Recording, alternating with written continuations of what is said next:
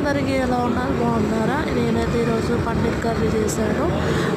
ముందుగా నెయ్యాను, ఆయిల్ వేసుకున్నాను, tomatoes, onions, పచ్చిమిర్చి, జీడిపప్పు, కొంచెం ధనియాలు, అల్లం ముక్క, వెల్లుల్లిపాయలు వేసేసి ఫ్రై చేసుకొని దాన్ని మిక్సీ పట్టాను. తర్వాత అదే బాండిలో కొంచెం నెయ్యి వేసుకొని పన్నీర్ కూడా వేయించి పక్కన పెట్టుకున్నాను. తర్వాత గ్రైండ్ చేసుకున్నది ఉంది కదా, అది మొత్తం వేసేసి దాంట్లో కొంచెం 2 యాలకులు, 2 లవంగాలు, దాల్చిన చెక్క కూడా.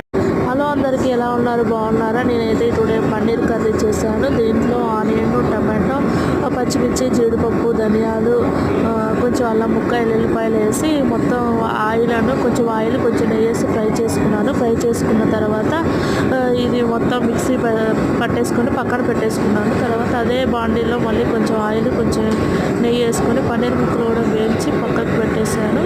తర్వాత అది కొంచెం మగ్గిపోయి పచ్చివాసన పోయినాక పన్నీర్ ముక్కలు కూడా వేసి ఫ్రై చేశాను. దాన్ని అలా చేస్తే ఈ విధంగా వస్తుంది. కొంచెం ఒక హాఫ్ అన్ అవర్ ఉంచుకుంటే చాలు. ఇక మంచి గ్రేవీతో పన్నీర్ కర్రీ అయితే రెడీ అయిపోతుంది. తర్వాత చపాతీ చేశాను. అందరికీ తెలిసిన ప్రాసెస్ చపాతీ అయితే కొంచెం ఆయిల్, కొంచెం సాల్ట్, వాటర్ వేసేసి మెత్తగా కలుపుకొని హాఫ్ అన్ అవర్ పక్కన పెట్టుకుంటే చాలు. తర్వాత అవి మెత్తగా వస్తాయి.